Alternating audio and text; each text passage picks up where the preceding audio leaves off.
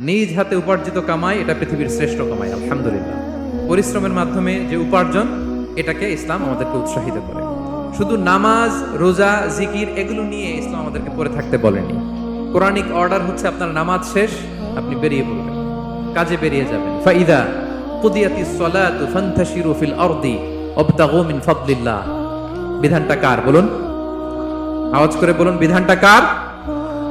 এটা Quranic verdict, কোরআনের বিধান। নামাজ শেষ, গোল হয়ে বসে জিকির করতে বলা নাই আল্লাহ। আল্লাহ বলেছে ফান্তাশিরু ফিল আরদ ওয়াবতাগু মিন ফাদলিল্লাহ, জমিনে ছড়িয়ে পড়ো, আল্লাহর রিজিক তালাশ করো।